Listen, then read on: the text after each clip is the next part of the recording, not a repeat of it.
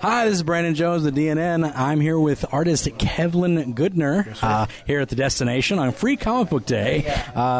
Kevlen, you've been drawing for how long now? Oh, wow, man. Since I can remember. Yeah. You know, as a kid, I had an older cousin who was like a hero of mine, and he was a fantastic artist. Yeah. And on the weekends, he would bring over this stack of dog-eared Marvel comics, and we'd just go through them and, you know, copy the covers and the interiors and talk about the characters. Oh, yeah. And so, yeah, just always been enthralled with this idea of kind of this new mythology that we see in comics. Oh, yeah, absolutely. Yeah, it's the people like to equate it to modern day Greek mythology. Absolutely. They are the Greek heroes of today. Indeed. So, is that really what got you into it? Was it basically comics in general that got you into drawing? It was comics in general, I think, that really turned my eye towards what could be done on a page. Sure. I come from an artistic family. My father is a master tailor, and family members who were always interested in some form of visual art,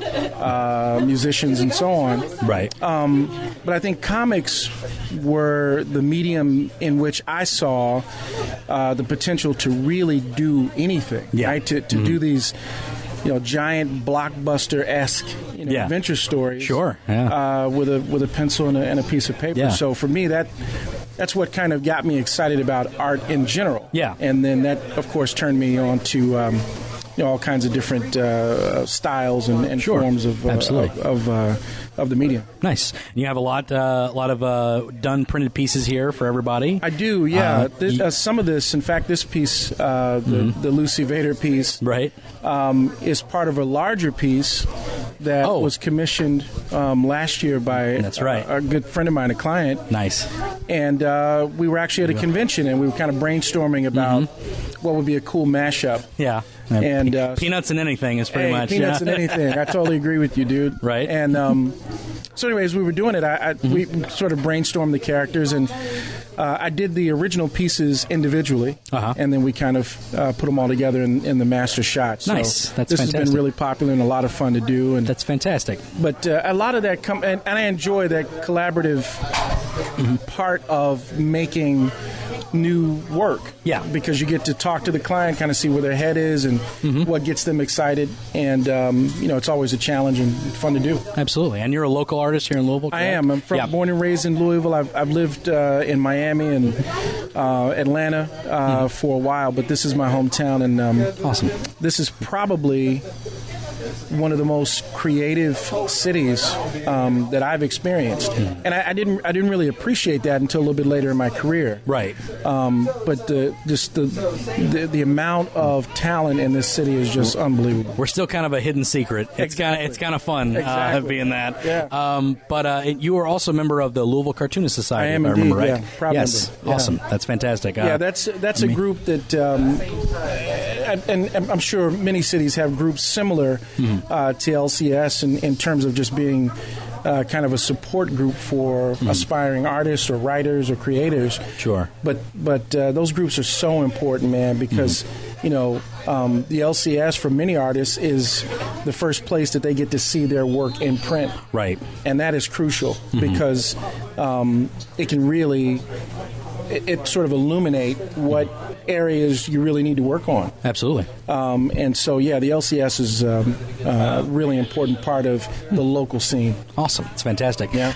Do you take commissions as well, correct? I do take commissions. Awesome. I do a monthly column in Louisville Magazine called The Bailey Bite. Awesome. Which is written by a gentleman named Philip Bailey, and I do the accompanying illustration. But along with that, I take a lot of private client commissions, and that's probably the most fun, man, because people are just so creative and so innovative in the stuff they come up with. So you like to see what they come up with and see how you can put it on page. Absolutely. I'm sure that's a pretty cool part about it.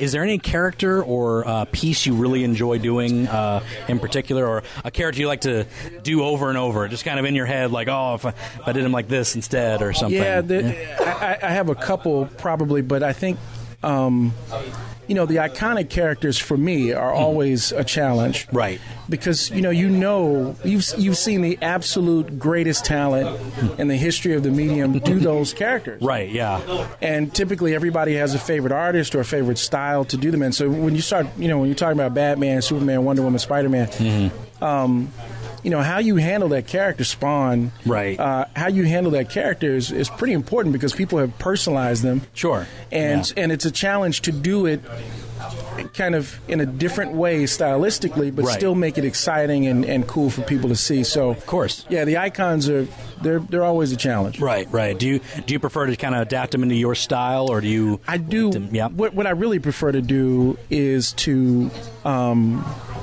sort of approach them from a three-dimensional point of view in terms of referencing the character. So I try to use photo reference whenever I can. So I'll try to find a character, an actor, someone who sort of fits the overall feel or design of the character, and then put them into that costume or into that place. And I think it adds a depth of realism, not too real, but a depth of realism, and it lets you see the character in a little bit different way. Right. That's cool. Awesome.